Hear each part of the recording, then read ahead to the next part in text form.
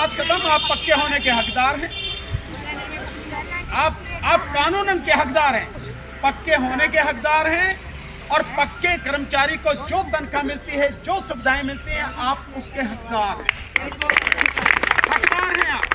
आप supreme court के आदेश के अनुसार भी और देश के संविधान के अनुसार भी। भारत माता की जय, भारत माता की जय। एक बात मैं भारत माता की बोले तो भारत पिता की भी बोल दो, बिना पिता के माँ कहाँ है यार? बोलो भारत पिता की जय। हमारे को सिर्फ एक 1968 का हवाला देते हुए समाप्त कर दिया। तो ये जो एक्ट है, कानून का आदमी मैं हूँ ना। आप बैठिए, आप हो गया समझ तो गए। मैं 1968 का एक्ट हो या कोई एक्ट हो, ये मेरा काम है। बात खत्म। भाई मेरे आने का अगर ये फायदा नहीं हुआ तो फिर मतलब ही क्या? फिर तो लड़ी रहे हो। साथी हमारे ध्यान से सुनो और देखो, क्या आप लोगों ने सर को कभी देखा था? सिर्फ फोन में। तो सर वो आदमी है जो आप एक्ट बता रहे ना, उसमें सर PhD है, ठीक है। और जो सर हमारे बीच में है ना, ये हमारे लिए आए हैं, क्योंकि हम सर के पास 3 बार जा चुके मीटिंग करके। तो सर ने मुझे बोला था कि हमारे एक दिन आपके पास आएंगे और जितने भी आपके साथी हैं, आपकी आवाज़ हम इस सरकार तक कानून के द्वारा, अपने द्वारा जो भी हमारे से आपकी मदद होगी, सर ने हमारे को पहले ही बोल दिया था, ठीक है। ये सुप्रीम कोर्ट के वो एडवोकेट हैं जो आपकी आवाज़ सरकार को डायरेक्ट पहुंचाएंगे और जो भी बात होगी उसमें आपको तुरंत हल बताएंगे। ये नहीं है सरकार को ज्ञापन दिया, उसका जवाब ही नहीं आया, ये नहीं आया, वो काम इनका है, इनका काम। बस मुझे आपसे इतना ही कहना है। और आपकी लड़ाई सरकार से लड़नी पड़ी वहां भी लड़ेंगे, और अदालत में लड़नी पड़ी वहां भी लड़ेंगे, फ्री ऑफ कॉस्ट लड़ेंगे, आपसे कोई पैसा नहीं। लेकिन शर्त फिर एक, आपका ईमानदारी से साथ चाहिए सभी का। बस इतना ही कहना। बाकी आदरणीय हाँ पूछे सर, हम लोग इस विभाग में जब से इस विभाग में थे तो हमें उन्होंने क्या किया, जैसे 2.5 साल तक किसी और डिपार्टमेंट में रखा, ठीक है। उसके बाद अचानक उन्होंने एक लेटर निकाला, उसके बाद उन्होंने हमें मार्शल में रख लिया। तो हमारे बीच में जो हैं तकरीबन 1 साल में मार्शल को हो रहे हैं और 3 साल भी हो रहे हैं। तो ये जो हमने वो 2.5 साल वहाँ पे दिया है, जैसे कोविड में मेरा पहले ट्रांसफ़र हुआ, कोविड में मैंने 2.5 साल काम किया। कोविड ख़त्म होने के बाद मार्शल में डाला उन्होंने, फिर हमने मार्शल में नौकरी की। तो हम इसमें जो फाइल लगाएंगे तो सर हम जैसे सिर्फ मार्शल वाले लगाएंगे या पहले भी जो हमारे थे सारी नौकरी सरकारी, सरकार ने आपको किसी भी विभाग में रखा, सरकार के काम तो कर रहे हैं आप, आपने कोई अपना काम तो नहीं किया ना। अब ये सरकार की मर्जी है कि आपको फाइनेंस में रखेगी या आपको डिफेंस में रखेगी या आपको मार्शल में रखेगी या कहाँ रखेगी, ये उसका काम है। आप तो सरकार के काम कर रहे हैं ना, सरकार में नौकर है ना आप, सरकार के कर्मचारी।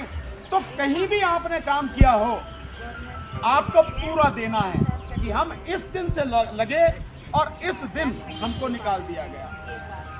और इसमें आपकी में जहां तक मेरी जानकारी है, आपकी में कहीं भी कोई गैप नहीं है कि आपको 6 महीने रखा है वो रखा, आपके साथ है, नहीं है गैप है कुछ लोगों में, जैसे मेरे में अपने तो प्रश्न नहीं बताने दो कुछ गैप है। जैसे हमने पहले 2.5 साल 3 साल कर लिया, 2.5 साल। इस प्रदेश में जो सरकार है उसकी जेब में इतना पैसा नहीं कि हम में से किसी को खरीद सके, और उसके तोप तमंचों में इतना बारूद नहीं कि हमें डरा सके।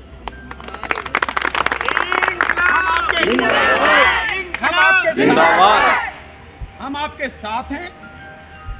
ये सारी चीजें आप मुझे एक पेज पे लिख के देंगे। आप सारे साथियों के नाम, उनके फोन नंबर, उनका पता, ये आप सबकी जिम्मेदारी है। कितनी जल्दी देंगे ये आप जाने। वो तो है ना। दूसरा कौन साथी कब से नौकरी कर रहा, ताकि हमें पता रहे, पूरे आंकड़े हमारे पास। तीसरा, आपको कितनी तनख्वाह मिल रही है प्रतिदिन और मंथली। चौथा, आपको क्या क्या नहीं मिल रहा, तो जैसे आपको पीपीएफ नहीं मिल रहा, मेडिकल फैसिलिटी नहीं मिल रही, ईएसआई वगैरह कुछ भी आपका कुछ नहीं मिल रहा, ये सारी की सारी चीजें आप लिखित में हमें देंगे।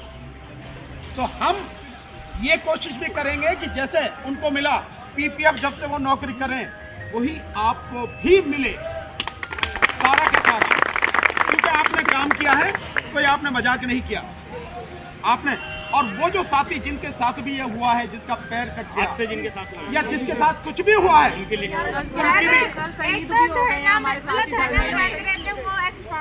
उन सबका लिख के देना, उनका नाम पता पूरा।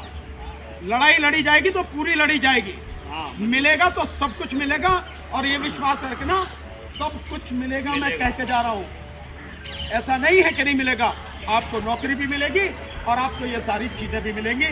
शर्त एक, आप ईमानदारी से साथ देंगे, बहुत ईमानदारी से। अगर हमारे विषय में जानना हो तो आप कहीं से भी जान लो, हमारे विषय में कोई उल्टा सीधा कर आप कहने वाले होंगे तो हमें भी बताओ, उसका जवाब हमसे बेहतर कोई नहीं दे सकता। हवलदार बनने तुम बेवजह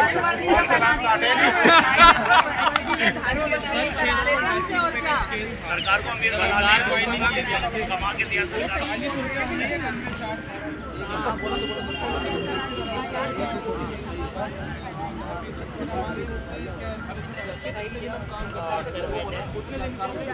सैलरी में तो मान लिया सीधा सीधा से अगर मान ले तो आपको 25,000 के आसपास मिलते होंगे, इससे ज्यादा नहीं मिलते होंगे।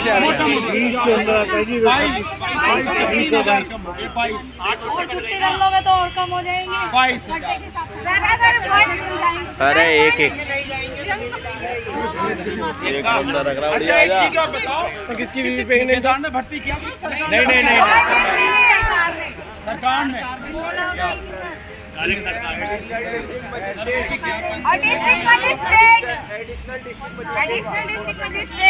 एडीएम ने, एसडीएम सब डिविजनल मजिस्ट्रेट होता है, एडीएम एडिशनल, वो इन्होंने सबने भर्ती। यार एक चीज में देख रहा हूँ भैया, थोड़ा सा इंग्लिश हो जाओ। इसमें लिखा है 40 विभागों में, ये कौन कौन से विभाग है? ये सरकार के विभाग है। तो मतलब आप केवल डीटीसी बसों में ही नहीं, बल्कि सरकार के अलग अलग जो विभाग है वहाँ भी आप ड्यूटी कर रहे हैं। राजस्व विभाग है, खुदी एसडीएम, एडीएम, डीएम का जो है इनके यहाँ पे, इनके यहाँ पर सबसे पहला विभाग सूची है सर। सचिवालय में भी है हमारे। देखिए, अब हर बात का एक निचोड़ जो है वो ये, या तो आप लड़ाई लड़ो अपने बैनर के तले, अपना बैनर बनाओ, और या फिर ये लड़ाई लड़ी जाएगी जो ठेकेदारी हटाओ, राष्ट्रीय संयुक्त मोर्चा है उसके बैनर तले। अभी डिसाइड से कहलवाएंगे। अच्छा, कोई मेडिकल सुविधा नहीं, छुट्टी मिली है सर, छुट्टी मिली है, उसके भी पैसे कटते हैं। अच्छा, 2 छुट्टी मिलती है, उसके भी पैसे कटते हैं। जबकि नियम ये है कि हफ्ते में 1 दिन की छुट्टी मिलेगी, यानी 6 दिन काम और 7वें दिन छुट्टी, ये नियम है, ठीक है ना? सर वो कैजुअल में थे ना, हम रिलीव हो जाते हैं ना, तो हमें झाड़ी नहीं। अच्छा, 1 घंटे पहले भी रिलीव होने से ये और 1 मिनट लेट होने पे भी ड्यूटी नहीं दी गई। ड्यूटी के दौरान कोई इंसिडेंट होता है, मतलब घटना दुर्घटना में अगर हम खुद क्षतिग्रस्त होते हैं ऑन ड्यूटी, तो उसके लिए भी कोई हमें कुछ नहीं मिलता। उस दिन के पैसे भी कटते थे, और उसके आगे जैसे कि एक जब नहीं आएंगे तो वो भी कटेंगे। एक बार तो पैर कट गया पूरा, कुछ नहीं मिला। कमाने वाले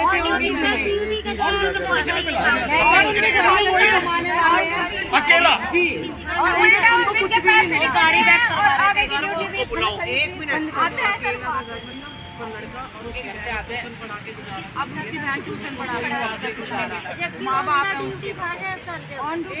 और एक चीज और बता दो बस मोटी सी, तनख्वाह कितनी मिलती है आपको ये बताओ।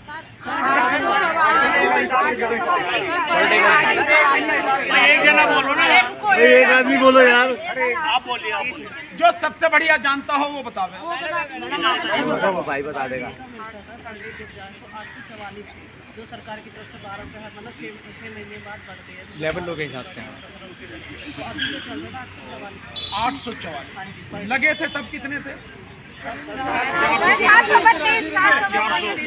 अच्छा, ये 2019 में। तो मतलब चलो एक मोटा मोटा से मान लेते हैं कि 844। तो आप तो सारे के सारे दिहाड़ी मजदूर हो। जिससे जीत मिलेगी हम उन्हीं के बैनर के जीत जीत आपके साथ ही हैं, जीत का हमने आपको बता दिया। हम तो हवा में बात नहीं कर रहे, जीत का हमने आपको बता दिया। अभी जीत के आ रहे हैं। एक बात। दूसरी बात, अगर आप हमारे बैनर के तले लड़ोगे तो हम पूरी ताकत से आपके साथ में होंगे। दूसरी बात, आपको वो करना पड़ेगा जो हम कहेंगे। बिल्कुल बिल्कुल। और हम क्या कहेंगे आपसे वो भी अभी आपको बता देते हैं। एक, अपने हर साथी को तलाशो, जो भी है जहां भी है वो हर साथी हमें इस आंदोलन में चाहिए। ऐसा नहीं हो कि 10-20 साथी, आज 50-100 साथी हैं, आप तो यहाँ बैठे रहो और बाकी सारे मजे लेते हैं। और ये बिल्कुल देखिए, आप बहुत स्पष्ट इसका तरीका आप लिख के बाकायदा, ये हमने वहां भी यही कहा था, जो इस आंदोलन में साथ देगा केवल और केवल उसी को पक्का करने की सिफारिश की जाएगी। जो नहीं आएगा उसकी बात नहीं की जाएगी। हमारा बहुत सीधा सा तरीका, ठीक है। वीडियो बना लो भाई। और जब जहां आपको कहा जाएगा कि यहाँ हमें सरकार का विरोध करना है, आप लोगों को उस लड़ाई में उस जगह पर साथ होना पड़ेगा सब। तीसरी बात, कोई भी राजनीतिक पार्टी चाहे कोई भी हो, वो इस आंदोलन में घुसेगी नहीं, आप घुसने नहीं दोगे। ये बात सीधी सी बात, ठीक है। और हमें आपसे कुछ नहीं चाहिए, हमें आपसे केवल एक चीज चाहिए, केवल एक चीज कि आप जो हमारा जो वो है ठेकेदारी हटाओ राष्ट्रीय संयुक्त मोर्चा, सारे के सारे जितने साथी हैं उसके मेंबर बनेंगे, नंबर 1। नंबर 2, ईवीएम के खिलाफ जो हम आंदोलन कर रहे हैं वो भी आपकी लड़ाई है। वो लड़ाई केवल हमारी नहीं है, वोट आपकी भी है, आपकी भी है, आपकी भी है, सबकी है, नहीं है? उस लड़ाई में जब कभी हम आपसे आग्रह करें कि आपको यहाँ चलना है, वहाँ आपको चलना पड़ेगा। ये बात आप सारे के सारे सब लोग बहुत अच्छी तरह से आप सोच लीजिए, ठीक है। दूसरी बात, जहाँ तक हमारी बात है, कोई भी लड़ाई अगर सच की है, इंसाफ की है, ईमानदारी से लड़ी जाए, ऐसा हो नहीं सकता कि वो लड़ाई जीती ना।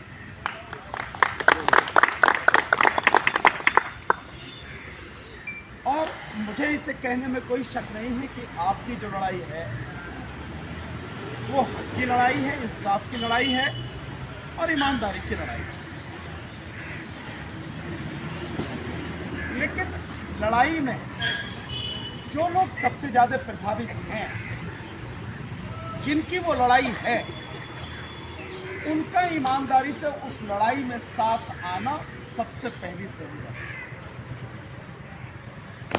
अगर जिसका हक मारा जा रहा है, जिसके साथ नाइंसाफी हो रही है, वो ही नहीं होगा तो दूसरा कोई क्यों होगा? किस बात के लिए होगा? तो उन साथियों का, सभी साथियों का आना बहुत जरूरी है।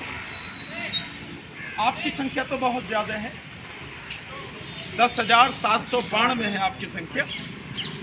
हम तो जो अभी लड़ाई जीत के आए हैं वो तो मात्र 585 लोगों की थी, लेकिन उन 585 लोगों का अपनी लड़ाई के प्रति अपने हक के प्रति जो समर्पण था, हम भी उसे देख के हैरान हैं।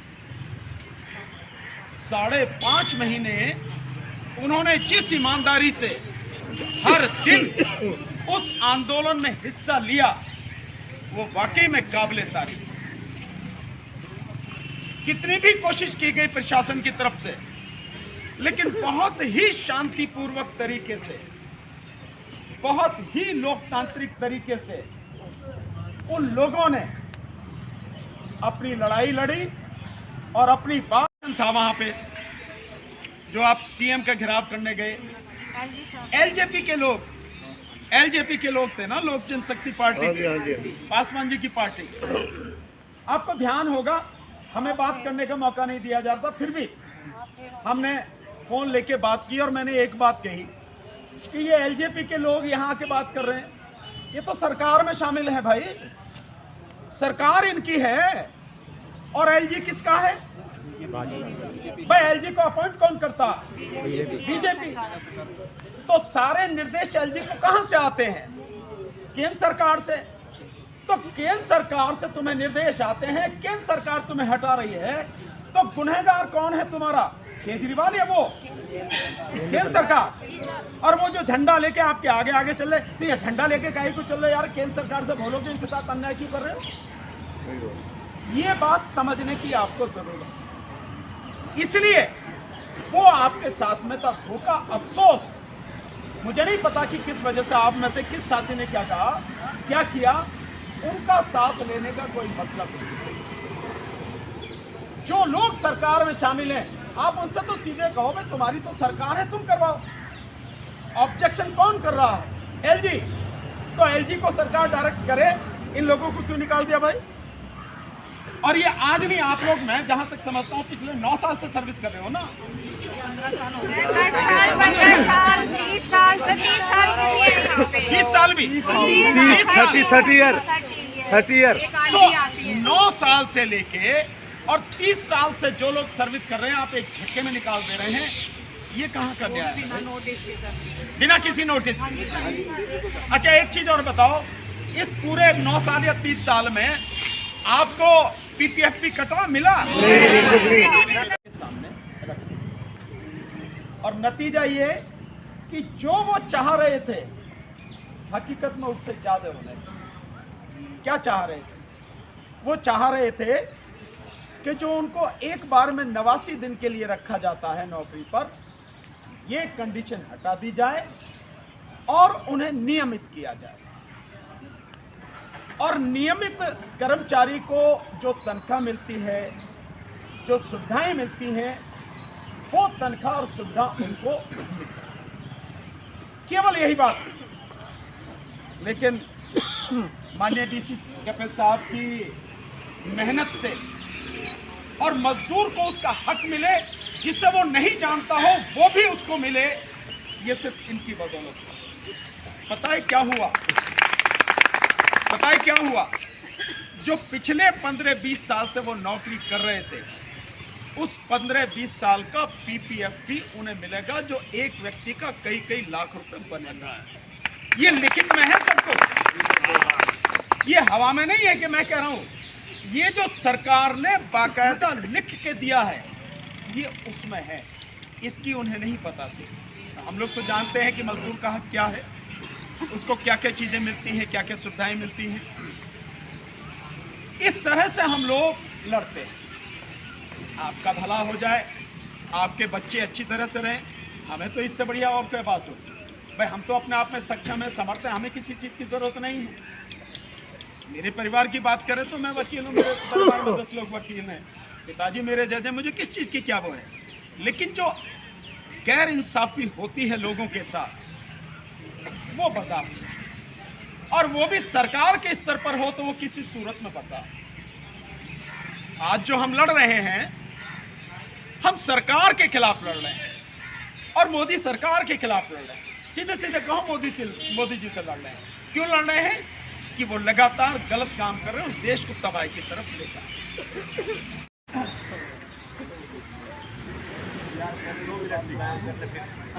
हुआ जो हरियाणा की वो जो लड़की की हत्या हो गई, उस समय कहाँ थे ये लोग? ज़्यादा लंबा समय ना लेते हुए सिर्फ इतना कहेंगे कि आप विश्वास रखिए, लेकिन अपने साथियों को एक साथ एक यूनिट में आने के लिए आप जिम्मेवार हैं, आप लेकर आएंगे। बाकी लड़ाई आपकी 1 महीने के अंदर ही आपको दिखाई देगा कि हाँ ये लोग जो है कुछ कर सकते हैं। बाकी और हमारे आदरणीय बताएंगे। इसी के साथ जय भारत, जय संविधान।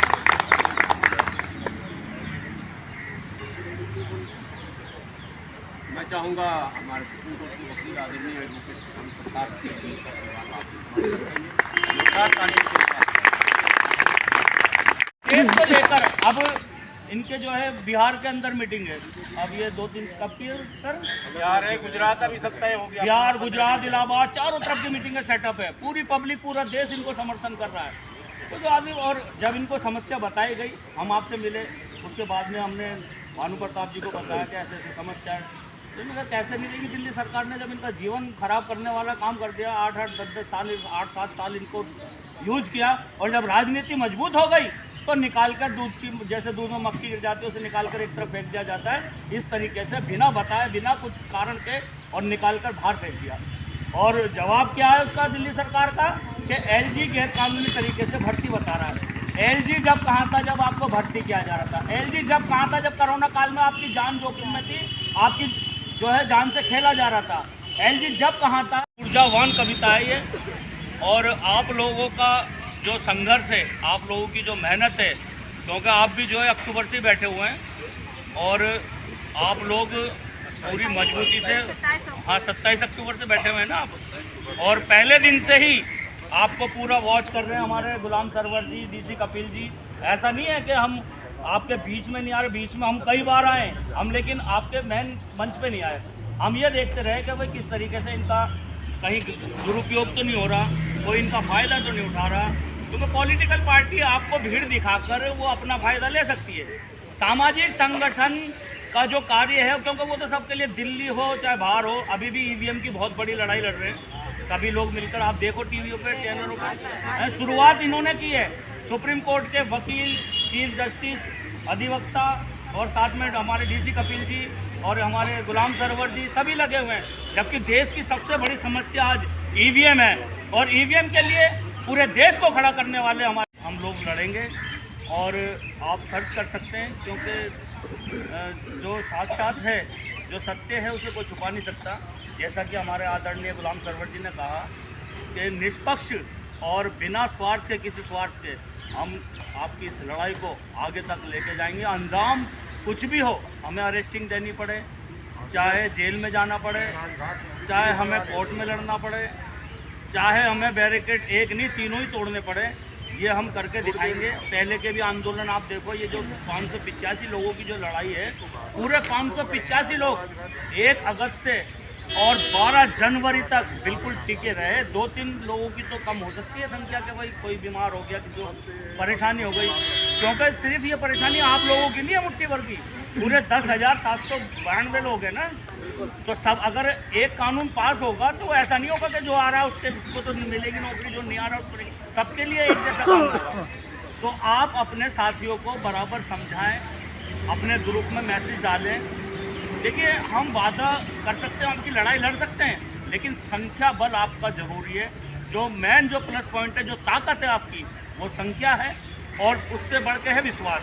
कि आपको सामने वालों पर जब तक विश्वास है, जब तक आप पूरी तरीके से मजबूती से साथ देंगे, और हम आपका ये विश्वास कभी भी गिरने नहीं देंगे, टूटने नहीं देंगे, ये हम वादा करते हैं। और जैसा डीसी कपिल जी, आदरणीय हमारे सुप्रीम कोर्ट के अधिवक्ता हैं भानु प्रताप जी, और गुलाम सरवर जी, जो कि चैनलों को भी माध्यम से आपकी बातों को पहुंचाते हैं, डिबेट में भी बहुत बड़े बड़े ब्रांड चैनलों पर जाते हैं, आप इनको सर्च करें। राजेश गागड़ जी हैं, जो मजबूती से अपनी पूरी भूमिका निभाते हैं, कहीं भी कैसे भी पेपर की कोई भी, सारा इनके जिम्मे है, सारा पेपर जो वर्क है वो सारा कंप्लीट करना, चाहे कहीं की परमिशन हो, कहीं पर RTI लगानी हो, कुछ भी करना हो, वो इनके हक में सारा। और कोषाध्यक्ष जी हैं, और बाकी जो हमारे आदरणीय डीसी कपिल जी हैं, जैसा ही निर्देश देते हैं हम ऐसे ही चलते हैं। मैं ज़्यादा समय ना लेते हुए सिर्फ इतना ही कहूँगा कि कोई भी लड़ाई ऐसी नहीं है जो आपकी हिम्मत से बढ़कर हो। आपकी हिम्मत सबसे बड़ी है, और सब्र, जैसा हमने बताया ना, 1 अगस्त से और 12 जनवरी तक वो लोग उनकी स्ट्रेंथ कम नहीं हुई, मजबूर होकर दिल्ली सरकार को ये देखना पड़ा कि यार इन लोगों को वाकई नौकरी की ज़रूरत है, इसलिए इधर उधर नहीं भटके। ऐसा नहीं है कि भाई हमारे 500 लोगों में से अगर 100 ही लोग बैठे रह जाते तो ये जवाब आता मंत्रालय से, क्या उन 400 को नौकरी की ज़रूरत नहीं है, आपको ज़रूरत है, तो उसमें बात हमारा जो है मनोबल टूट जाता है। तो आप कोशिश कर सबको लेकर आएँ, कोई भी लड़ाई ऐसी नहीं है जो हम जीत नहीं सकते। कहा किसी ने कहा है कोशिश करने वालों की कभी हार नहीं होती और समुंदर से डरकर नौका पार नहीं होती। ये आपने सभी ने हरिवंश राय बच्चे कुछ नहीं होता। मैंने इन लोगों को भी एक बात कही थी, ये जो नेता शब्द है ना दुनिया में, ये बहुत ही खतरनाक और महा झूठा शब्द है। नेता चाहे कहीं का भी हो, किसी भी पार्टी का हो, ज़्यादातर नेता इस देश के अंदर ऐसे हैं जो 8वीं में 10वीं में जब फेल हो जाते हैं तो कुर्ता पजामा लेकर के और जो है झंडा लेकर के नेताओं के पीछे चलने लगते हैं। सच्चाई ये होती है कि ना तो उन्होंने नौकरी कभी की होती और ना उनको नौकरी का दर्द क्या होता है उसका पता होता है। वो लोगों को गुमराह करते रहते हैं और नेतागिरी को अपने घर परिवार के चलाने का एक जरिया बनाते हैं। इसलिए ऐसे लोगों के माध्यम से कभी भी, और यहाँ पर भी एक चीज़ आपको कह रहा हूँ, ये जो हम प्रोग्राम चलाते हैं, ये इसका नाम हमने दिया हुआ है मिशन भरोसा। सब लोग समझ लें, हमारा जो स्लोगन है मजदूर आंदोलन का वो है मिशन भरोसा। अगर आपको भरोसा रहेगा और 100% आपका समर्पण रहेगा और मुद्दा आपका जायज रहेगा और लड़ाई आपकी अगर ईमानदारी की रहेगी तो दुनिया की कोई ताकत नहीं है जो आपको हराए, तभी तो जीत पाओ। और अपनी लड़ाई लड़ने से पहले आपको ये पता होना चाहिए, जैसे वकील साहब ने भी बताया, कि हमारा लीगल स्टेटस क्या है। अगर लीगल स्टेटस का पता नहीं होगा तो ना तो लड़ने वाला लड़ाई लड़ पाएगा और जो जनता पीछे है अगर उसको ही पता नहीं होगा तो फिर सफलता नहीं होगी। अब लीगल स्टेटस की 5 बातें मैं आपको बताऊंगा, फिर आप, क्योंकि मैंने तो स्टडी करी कि जिस विभाग में आप काम करते हैं वो आवश्यक सेवा का विभाग है। बात रखी थी कि कैसे हमें परेशानी, पहले बीच में भी आए थे, वो पहले भी बताते गए थे, तो हम परसों भी मिल के आए थे, अपनी बात को रख के आए थे सर के पास, तो ये मदद करने के लिए हमारे लिए तैयार है। ठीक है, तो हमारी मतलब यही कह रहे थे कि भाई तुम सारे एक हो, जैसा हम कहेंगे हमारी पीछे रहना। ठीक है, तो सर हमारी मदद करने के लिए पूरे तैयार है और अब सर बताएंगे आपको किस तरीके से मतलब हमारी हेल्प कर सकते हैं। तो जो भी हमें क्वेश्चन हो वो कर सकते हो। हाँ, हमें आप में से किसी को कुछ बोलना है तो पहले आप बोलिए। पहले बोलेंगे, बाद में आप लोग बोल लेंगे तब फिर अपनी बात रखेंगे। सबसे पहले तो ये बता दूं कि मार्शल का जो पैंट होता है और जो जुराब होता है वो तो मैं पहन के आता हूँ, यानी समर्थन शुरुआत कर दिया हूँ। आपको शायद याद होगा आदरणीय इंजीनियर टीसी कपिल साहब जो ठेकेदारी हटाओ राष्ट्रीय संयुक्त मोर्चा के राष्ट्रीय अध्यक्ष हैं, इनको लेकर मैं जब उधर आप बैठे हुए थे बड़ी तादाद में, तो हम लोग आए थे उस दिन, जिसके नेक्स्ट डे रामलीला मैदान में एक रैली होनी थी और वहाँ के भी एक प्रतिनिधि आए हुए थे जो आप लोगों को उस रैली में बुला भी रहे थे और ये कह रहे थे कि वहाँ आप लोग आएंगे तो आपकी आवाज़ हम उठाएंगे और वगैरह वगैरह। और बात तो हम लोग आपको कर रहे थे, देख रहे थे कि आंदोलन चल कैसा रहा, लेकिन डायरेक्टली इंटरफेयर करना ज़रा उचित नहीं होता है। इसलिए हम लोग वेट कर रहे थे कि अगर कोई ईमानदार नेता आपके बीच आ जाए जो तन मन लगाकर आपकी इन समस्याओं का समाधान करवा दे तो ज़्यादा बेहतर है। लेकिन हम लोगों को भी लगा और अब शायद आप लोगों को भी लगा कि हमारा आंदोलन बहुत लंबा खिंच चुका है और हम थकते जा रहे हैं और समस्या का समाधान कहीं दिख नहीं रहा। आपके बीच जो लोग बैठे हैं, ठेकेदारी हटाओ राष्ट्रीय संयुक्त मोर्चा एक संगठन है आप इंजीनियर डीसी कपिल साहब जो राष्ट्रीय अध्यक्ष हैं, आप एडवोकेट भानु प्रताप सिंह जी हैं जिनको आप सोशल मीडिया पर पूरा भारत सुनता है। कोई ऐसी लड़ाई दिल्ली के अंदर ही नहीं बल्कि दिल्ली तो आप वहाँ चुप नहीं बैठते हैं और तने तनहा भी पहुँच जाते हैं। देश में 2-3 बड़े ऐतिहासिक आंदोलन हुए हैं, आप लोगों को पता होगा। उस ऐतिहासिक आंदोलनों में किसान आंदोलन और CA NRC के अगेंस्ट आंदोलन, ये 2 बहुत प्रसिद्ध हुआ था। उन दोनों आंदोलनों में एडवोकेट भानु प्रताप सिंह जी की बहुत बड़ी भूमिका थी। आप ठेकेदारी हटाओ राष्ट्रीय संयुक्त मोर्चा के लीगल एडवाइज़र हैं और हम लोगों के अभिभावक हैं। इनके नेतृत्व में ही हम लोग कोई भी फैसला जो लेते हैं तो इनका उसमें रोल होता है, इनका ही दिशा निर्देश होता है जिसमें आगे हम लोग बढ़ते हैं। विनोद संगत जी हैं जो राष्ट्रीय उपाध्यक्ष हैं ठेकेदारी हटाओ राष्ट्रीय संयुक्त मोर्चा के, और राजेश घाघाट जी हमारे आपके बीच बैठे हैं, ये भी ठेकेदारी हटाओ राष्ट्रीय संयुक्त मोर्चा के कोषाध्यक्ष। कुल मिलाकर अध्यक्ष, उपाध्यक्ष, कोषाध्यक्ष और हमारे नेतृत्वकर्ता आदरणीय advocate Bhanu Pratap Singh ji legal adviser, आप सुप्रीम कोर्ट में प्रैक्टिस भी करते हैं और इनका परिचय कराने की ज़रूरत है सोशल मीडिया के इस दौर में। अब ये परिचय के मोहताज नहीं है। मैं गुलाम सरवर हूँ, हाफिज़ गुलाम सरवर के नाम से कभी सर्च करेंगे तो मैं भी इनके पीछे पीछे रहता हूँ। टीवी चैनल वगैरह पे भी कभी कभी आप लोगों ने अगर देखा होगा, सुना होगा। दरअसल कोई भी लड़ाई जब तक सही दिशा में नहीं लड़ी जाएगी सफलता नहीं मिल सकती। सफलता के लिए शर्त है कि दिशा सही हो, तब हम गंतव्य पर पहुंच पाते हैं। दिशाहीन संघर्ष जो है वो ऊर्जा तो ख़त्म कर सकती है, हमारे मनोबल को तो तोड़ सकती है, मगर सफलता नहीं दिला सकती। अब दिशा क्या हो और हमारा स्थान क्या है, उद्देश्य क्या है, कहाँ पहुँचना है, ये भी समझने के लिए जैसे गूगल से पूछते हैं ना बताओ ये रास्ता, तो गूगल भी कई रास्ते बताता है। कई बार गूगल के चक्कर में भी लोग दिग्भ्रमित भी ज़्यादा भीड़ हो।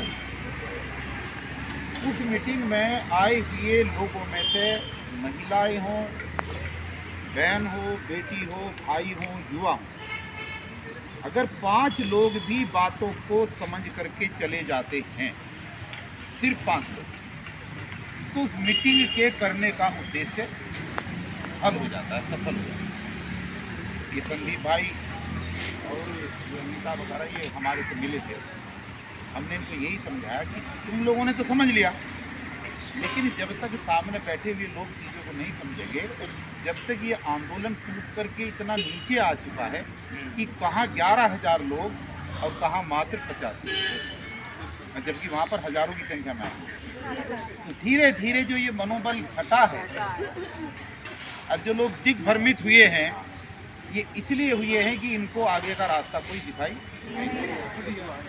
और ये जो मजदूर आंदोलन है ये रोज कमाने वाले, रोज खाने वाले लोगों का आंदोलन। जब लोगों को ये लगता है कि यार 2 महीने हो गए, 3 महीने हो गए, तो लोग फिर अपने चूल्हे को जलाए रखने की व्यवस्था की वजह से फिर दूसरी जगह नई जगह नौकरियां देखना शुरू कर देते हैं। और बहुत सारे लोगों को नौकरी करना मजबूरी होती है, क्योंकि जब तक सैलरी नहीं मिलेगी घर परिवार कैसे। बहुत सारे लोग किराए पर रहते हैं, जो मकान मालिक है किराया मांगेगा, बच्चों की फीस है, घर का राशन है, तमाम सारी चीज़ें। इसलिए सबसे ज़रूरी है, चाहे कम लोग ही आज हमारी बात सुन रहे हैं, सुन करके आप लोग उन चीज़ों का ईमानदारी के साथ मनन करें, और मनन करने के बाद में फिर हमारा प्रयास ये रहना चाहिए कि दिन प्रतिदिन अगले 15 दिन तक ये संख्या हमारी बढ़ती है। जिस दिन ये संख्या बढ़ जाएगी उसी दिन रिजल्ट आने आपके शुरू हो जाएंगे। देखिए, मैं ज़्यादा कुछ ना कहते हुए सारी चीज़ें आपने सुन ली हैं।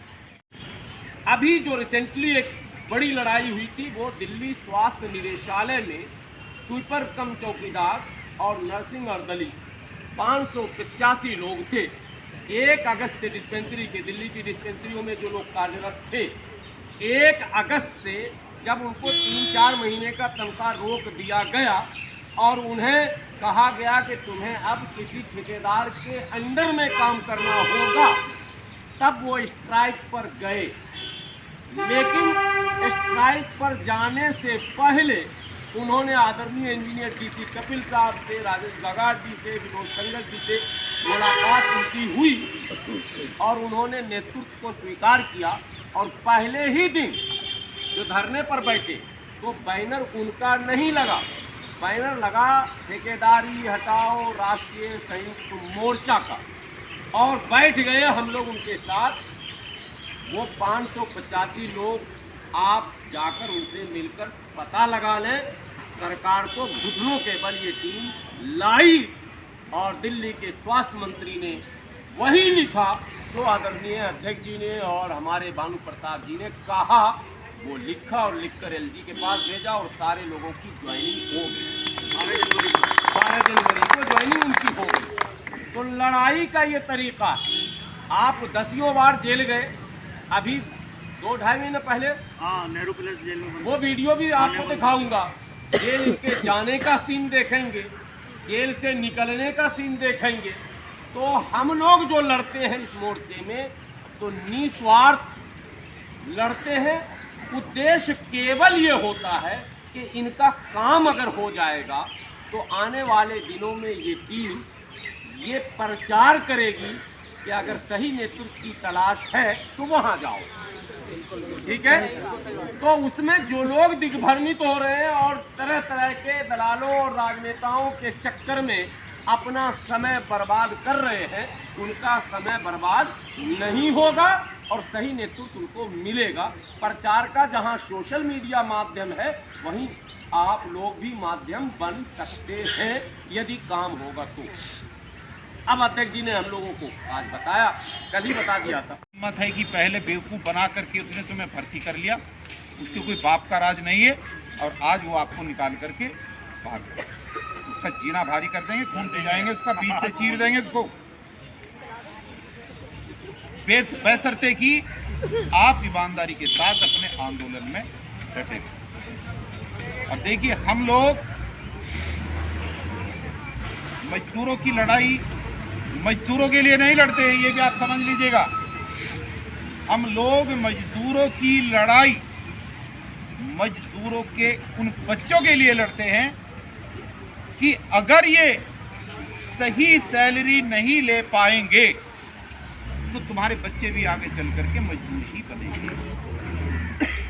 ये है या नहीं? और अगर आपको सही शिक्षा मिलेगी, अगर आपको सही सैलरी मिलेगी, तो आप अपने बच्चों को सही स्कूलों में भेज पाएंगे। और जब वो सही स्कूलों में जाएंगे और उत्तम क्वालिटी की शिक्षा ग्रहण करेंगे, तो उनमें से ही बच्चे जज और कलेक्टर, इंजीनियर और डॉक्टर बन करके निकलेंगे, जिससे देश का विकास होगा और इस गरीब आदमी का विकास।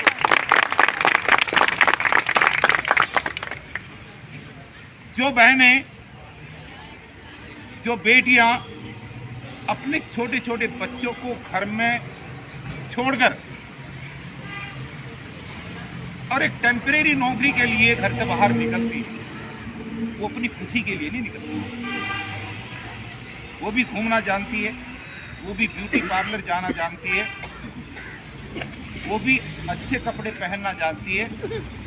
ये सारी बहन और बेटियां और ये सारे मेरे युवा सिर्फ अपनी पेट की आग और परिवार को चलाने की मजबूरी की वजह से कच्ची नौकरी करने के लिए इस दिन तो पूरे हो ही रखे हैं, क्योंकि आपकी हाजिरी लगी है रजिस्टर में, वो सरकारी रिकॉर्ड है, उसको लेकर कोई भाग नहीं सकता। तो दूसरी कंडीशन पे भी आप खरे उतरते हैं। तीसरी कंडीशन ये है कि जब से आप उस विभाग में भर्ती किए गए हैं, तब से लेकर के आज तक क्या सरकार ने उस विभाग के अंदर कोई पक्की भर्ती की है? कोई रिक्रूटमेंट किया है? नहीं किया। जब से आप, क्योंकि भर्ती अगर हुई होती तो फिर आपकी क्या जरूरत?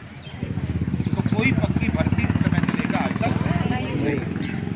चौथी कंडीशन ये होती है कि वहां पर आज की तारीख में जितने लोगों को निकाला गया है इतने पद खाली हैं या नहीं है? अब इसकी पुष्टि इस बात से होती है कि पद अगर खाली ना होते तो एलजी साहब क्यों कहते कि भर्ती करेंगे? इसका मतलब पद है ना, तो पद हैं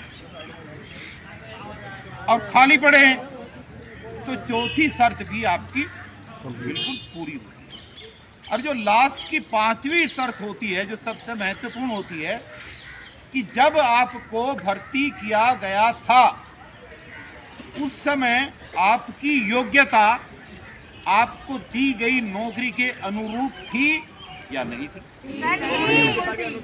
भाई आपकी योग्यता थी जब तो आपको नौकरी है, ज्यादा ही है ना।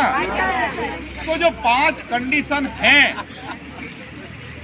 जो भारत का सर्वोच्च न्यायालय जिन 5 शर्तों की बात करता है, ये सारे 11,000 कर्मचारी उन 5 शर्तों को पूरा करते हैं।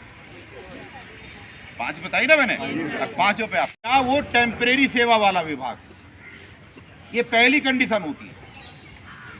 जिस विभाग में आप काम कर रहे हैं या काम करते थे, वो विभाग आवश्यक सेवा का विभाग है या टेम्परेरी सेवा का विभाग।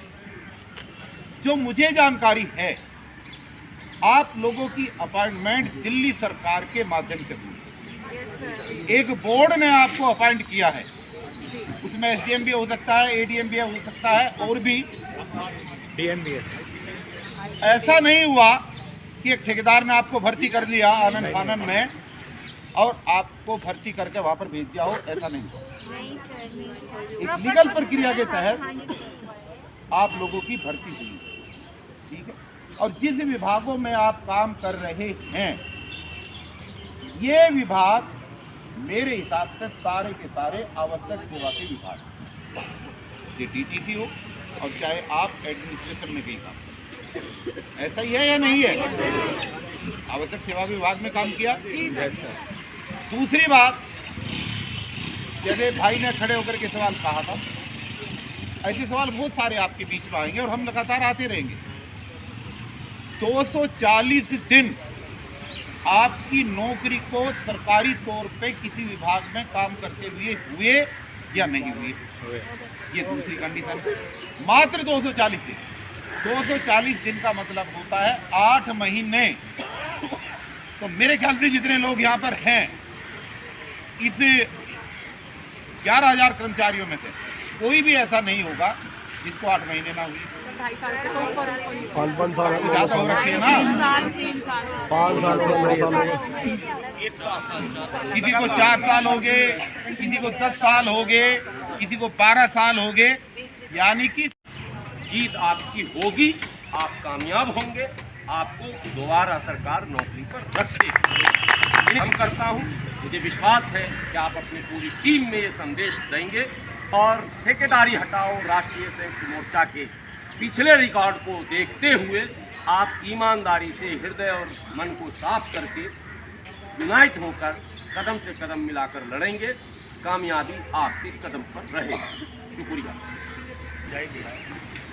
और जो सबसे बड़ी जो बात है, देखिए हम जब भी आए, जब आप बहुत भारी संख्या में थे और उसके बाद से मेरी आप लोगों के बीच में सचिन वगैरह से कई दिनों से बातें चलती आ रही है। मैंने शुरू में ही कहा था कि आप जो है किसी पार्टी पॉलिटिक्स का नेतृत्व ना लें, आप सामाजिक नेतृत्व से लड़ाई लड़ें, किसी संगठन, सामाजिक संगठन से लड़ाई लड़ें। और आपने जब जब बुलाया हम वहाँ पर आए। अभी भी प्रदर्शन जो किया उसके अंदर हम लोग थे 30-35 लोग तो थे ही, हम लोग ज़्यादा भी नहीं थे। 5 तारीख नहीं, अभी जो 15 तारीख, हाँ, हमारे आदरणीय वकील साहब भी थे और वहाँ समझा के भी आए थे और बोला भी था कि अगर किसी को ये अरेस्ट करते हैं, कोई बात होते हैं तो मेरे को बताएं, मैं अपना आप देख लूँगा इनको। और डीसीपी से भी बात करी थी इन्होंने वहीं खड़े रहकर। तो कहने का मतलब मेरा ये है कि हमारी जो ये लड़ाई है वो सीधी सरकार से है और सरकार को घुटने पे लाने के लिए चंद लोग नहीं, आपकी जो संख्या है वो पूरी संख्या यहाँ पर उतरनी चाहिए रोड पर। कोर्ट से जो टीम है वो लोग भी कह रहे हैं कि आप हमारी लड़ाई लड़ें, तो क्या इस लड़ाई को लड़ी जाए? तो टीम के सभी लोगों ने सहमति दी है कि अगर वो लोग यूनाइट हों, टुकड़े में न बटें, शर्त है जीत के लिए यूनाइट होना। यूनिटी जो है वो पहली शर्त है और फिर सही नेतृत्व दूसरी शर्त है। हमको कौन सा पॉइंट रखना है, यानी दर्द पेट में है, सीने में है, सर में है, कहाँ है, और दर्द का कारण क्या है। कारण गैस भी हो सकता है, कारण कोई अंदर दूसरी बीमारी भी हो सकती है। तो डॉक्टर वो है जो पहले कारण को समझे फिर निवारण की बात करे। अब दर्द गैस की है और पता चला कि आपने कुछ और समझ लिया तो लंबा चलेगा, फिर जांच पर जांच, जांच पर जांच, डेट पर डेट, और वही होता है इस तरह की। हमें लगता है कि आदरणीय इंजीनियर डीसी कपिल साहब, भानु प्रताप जी नहीं है, मजदूरों के समस्त समस्याओं को लड़ते लड़ते इतना समझ चुके हैं कि सरकार की क्या मंशा होती है, जो अफसरान बैठे हैं उनकी क्या मंशा होती है, और ये बीमारी है क्या और इसका इलाज होगा कैसे। इतना अनुभव तो ऊपर वाले ने इन लोगों को दे रखा है। इसीलिए हम जैसे लोग इनके नेतृत्व में ही चलते हैं ताकि मजदूरों का भला और कल्याण हो जाए।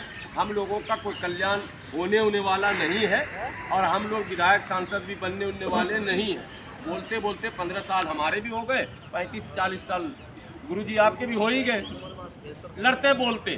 ये भी समझना पहले, और एक बात ये भी साथ में समझनी है, इसको समझना इसलिए ज़रूरी है कि मन मस्तिष्क जब तक पूरी तरह से साफ नहीं होगा, थोड़ा सा भी अगर धुंधला रहेगा तो आपकी लड़ाई में वो धार नहीं आएगा।